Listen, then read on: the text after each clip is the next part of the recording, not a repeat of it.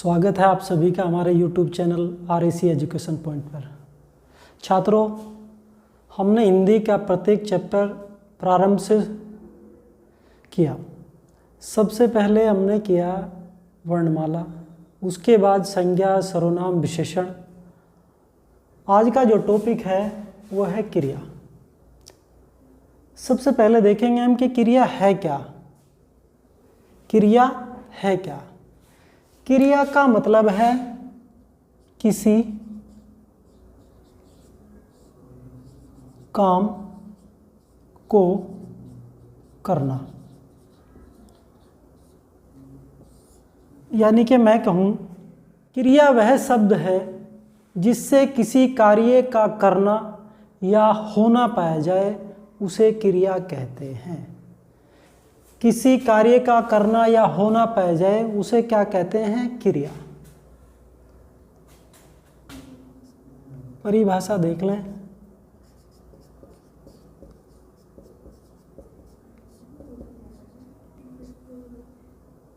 जहां किसी कार्य का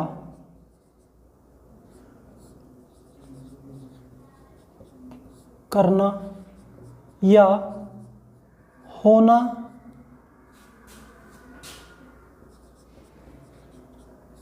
पाया जाता हो, उसे क्रिया कहते हैं। उसे क्रिया कहते हैं। अगली बात आती है क्रिया के भेद। क्वेश्चन भी इम्पोर्टेंट है, एग्जाम में पूछा भी गया है कि क्रिया के कितने भेद होते हैं। क्रिया को दो पद में देखेंगे हम, एक कर्म और दूसरा है रचना। अगर कर्म के आधार पर देखें, कर्म के आधार पर तो क्रिया के दो भेद होते हैं। कर्म के आधार पर क्रिया के दो भेद होते हैं। नंबर 1 सकर्मक क्रिया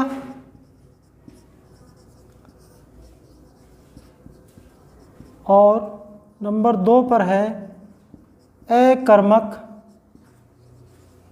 क्रिया। अगर आपसे एग्जाम में पूछा जाए कर्म के आधार पर क्रिया के भेद, तो उत्तर देना है कर्म के आधार पर क्रिया के दो भेद होते हैं। अगर दूसरा पूछा जाए कि रचना के आधार पर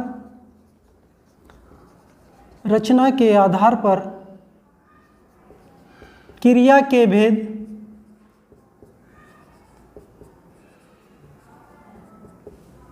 तो रचना के आधार पर क्रिया के निम्नलिखित भेद होते हैं। अब हम सबसे पहले चलेंगे कर्म के आधार पर। कर्म के आधार पर क्रिया के दो भेद होते हैं। नंबर 1 सकर्मक क्रिया और नंबर 2 अकर्मक क्रिया। सबसे पहले देखते हैं हम सकर्मक क्रिया की परिभाषा। सकर्मक क्रिया होती क्या है? स का मतलब होता है साथ में। क्या होना चाहिए? कर्म। बस यही परिभाषा है। अगर आपको लिखना भी हो तो इसको लिखेंगे कैसे? जहां क्रिया के साथ में कर्म लगा हो या कर्म की संभावना हो। जहां क्रिया के साथ में कर्म लगा हो या कर्म की संभावना हो तथा क्रिया का फल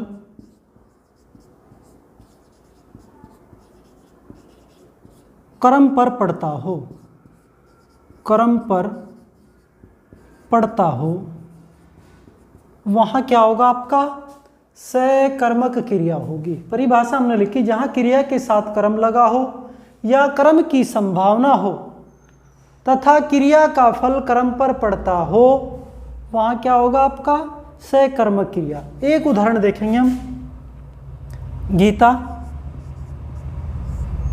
उदाहरण देखेंगे बेटा। एक गीता पुस्तक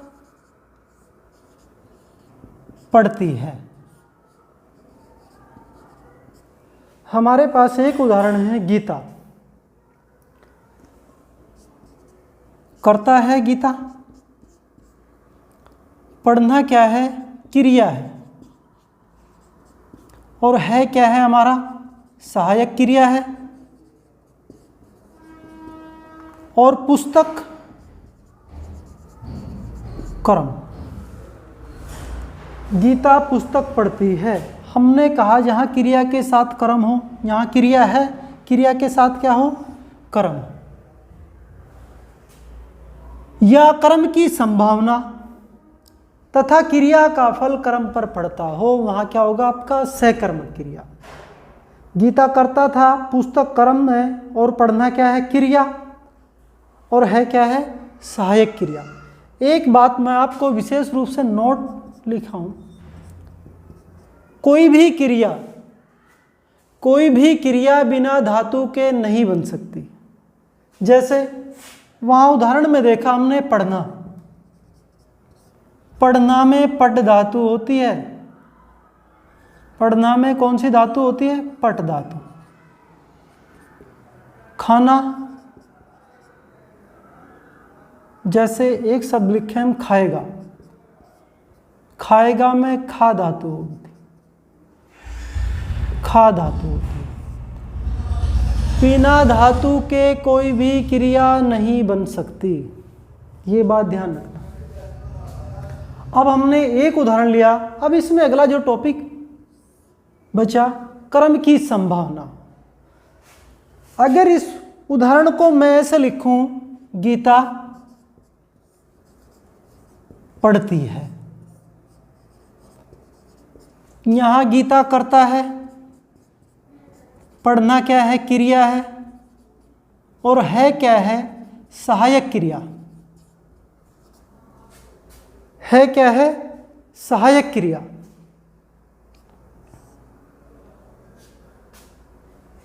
है क्या है सहायक क्रिया। इसको थोड़ा सा ऊपर लेंगे।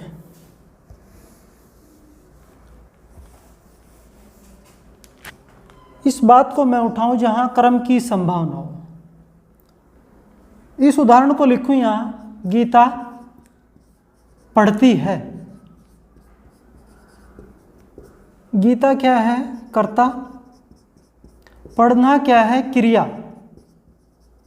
और है क्या है सहायक क्रिया, है क्या है सहायक क्रिया। अब यहाँ कर्म तो है नहीं, अब हम कैसे मान लें कि वाक्य सकर्मक है, क्योंकि कर्म नहीं है तो सकर्मक कैसे मान लें। हमने कहा जहाँ कर्म की संभावना हो, कर्म की क्या हो संभावना। अब गीता पढ़ती है, पढ़ेगी क्या पुस्तक या अखबार, तो इसलिए यहाँ क्या है कर्म की संभावना है, और वाक्य कैसा होगा आपका सकर्मक होगा। ये बात तो थी सकर्मक की। दूसरी बात हमने कहा क्रिया का फल कर्म पर पड़ता हो, क्रिया क्या है पढ़ना है, क्या पढ़ रही है पुस्तक, तो वहाँ क्या होगा आपका सकर्मक। परेशान होने की जरा सी भी आवश्यकता नहीं, बस पहचान करनी है कि कर्म है या कर्म की संभावना, वहाँ क्या होगा आपका सकर्मक। अब नंबर 2 पे चलते हैं। नंबर 2 है अकर्मक। अकर्मक क्रिया। हिंदी में एक बात ध्यान रखना, जहाँ अ लगाओ उसका अर्थ मना ही होता है किसी काम में। अकर्मक क्रिया को देखेंगे, यानी कि जहाँ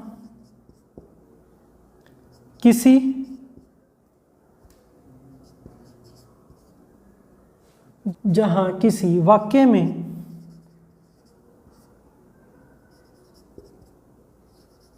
कर्म न जुड़ा हो, न जुड़ा हो, वहाँ क्या होगा? अकर्मक क्रिया होगी। वहाँ क्या होगा? अकर्मक क्रिया। जैसे राधा रोती है, गीता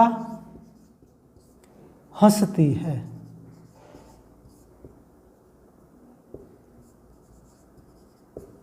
अब पहचान कैसे करें?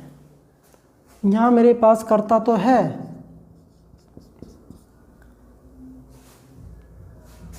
और क्रिया भी है, सहायक क्रिया भी है, परंतु कर्म है नहीं। कर्म है ही नहीं। हमने कहा जहाँ किसी वाक्य में कर्म न जुड़ा हो या क्रिया के साथ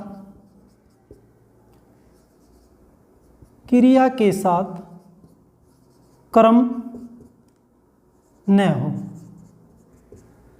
क्रिया के साथ कर्म न हो, वहाँ क्या होगा? अकर्मक क्रिया होगी। अब ऐसे वाक्यों की पहचान हम करेंगे कैसे? तो एक शब्द ध्यान रखेंगे, क्या, और दूसरा है किसको। अगर इसी में पूछें कि राधा किसको रोती है, तो उत्तर नहीं मिलता। इससे पहले वाक्य था हमारा गीता पुस्तक पढ़ती है, तो हम कहेंगे कि गीता क्या पढ़ती है, तो उत्तर हमें मिलेगा पुस्तक। जहाँ आपको उत्तर मिले वहाँ क्या होगा? सहकर्मक, और जहाँ उत्तर ना मिले वहाँ क्या होगा? अकर्मक। विशेष रूप से इन क्रियाओं को ध्यान में हमें रखना है। कर्म के आधार पर हमने क्रिया के भेद बताए 2, रचना के आधार पर क्रिया के भेद निम्नलिखित भेद होते हैं।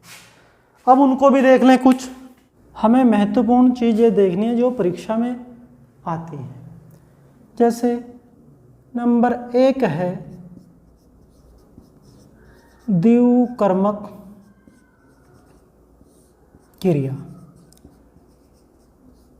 द्वि का मतलब होता है 2, यानी कि जहाँ वाक्य में क्रिया के साथ 2 कर्म जुड़े हों, वहाँ क्या होगा? हमारा द्विकर्मक क्रिया। जहाँ वाक्य में क्रिया के साथ 2 कर्म जुड़े हों, वहाँ द्विकर्मक क्रिया होती है। वहाँ द्विकर्मक क्रिया होती है। उदाहरण देख लेते हैं हम। उदाहरण जैसे माँ बालक को दूध पिलाती है। माँ बालक को दूध पिलाती है। माँ क्या है? यहाँ पे कर्ता है, और कर्म हुए हमारे पास 2, एक बालक और दूसरा है दूध। ये क्या है हमारे पास? कर्म। ये भी क्या है? कर्म है। और पिलाना क्या है? क्रिया। और है क्या है? सहायक क्रिया। और को क्या है? योजक शब्द। को है हमारा योजक शब्द, जो एक वाक्य को दूसरे वाक्य से जोड़ने का काम करता है, उसे क्या बोलते हैं? योजक शब्द। अब हमने कहा था द्विकर्मक क्रिया में जहां वाक्य में क्रिया के साथ 2 कर्म हो। अब एक कर्म तो हमारे पास ये है और एक कर्म ये है। अब यहाँ एक महत्वपूर्ण बात है जो परीक्षा में पूछा भी जाता है कि इसमें से मुख्य क्रम कौन सा है और गौण क्रम कौन सा है। अब दूध होगा हमारा मुख्य क्रम, क्योंकि काम क्या कर रही है? दूध पिलाने का। और बालक क्या है? ये होगा हमारा गौण क्रम। ये होगा गौण क्रम। ये गौण क्रम है, क्योंकि मुख्य काम माँ कर क्या रही है? दूध पिलाने का कर रही है। तो इसलिए दूध क्या होगा, मुख्य कर्म होगा। ये थी हमारी द्विकर्म क्रिया जहाँ 2 कर्म हो। उसके बाद देखेंगे हम सहायक क्रिया। उसके बाद सहायक क्रिया। सहायक क्रिया सीधी सी बात है, सहायक क्रिया हमेशा मुख्य क्रिया के साथ में लगती है या मुख्य क्रिया के अंत में लगकर वाक्य को समाप्त करती है। जैसे बालक स्कूल जाते हैं। अब जाना क्या है, ये मुख्य क्रिया है और मुख्य क्रिया के साथ में जो इसको लगाया गया ये है हमारी सहायक क्रिया। इसी को सहायक क्रिया कहते हैं। उसके बाद है संयुक्त क्रिया। संयुक्त क्रिया, संयुक्त का मतलब है जुड़ा होना। जहाँ एक क्रिया के साथ में 2 या 2 से अधिक क्रिया जुड़ी हों वहाँ क्या होंगी, संयुक्त क्रिया। ऐसे शब्दों में जैसे खाना पीना,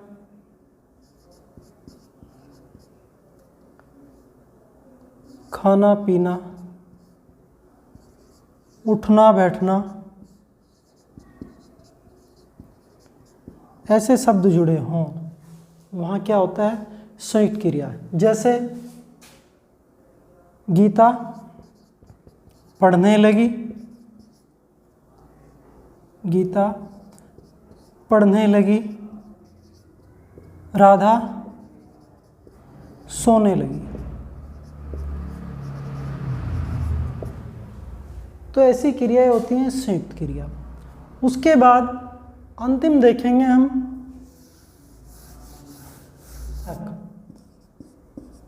प्रेरणार्थक, प्रेरणार्थक क्रिया। प्रेरणार्थक क्रिया में क्या होता है कि कर्ता स्वयं उस काम को नहीं करता बल्कि अन्य से उस कार्य को कराता है, तो वहाँ क्या होगी आपकी प्रेरणार्थक क्रिया। जहाँ कर्ता किसी कार्य को स्वयं न करके अन्य किसी से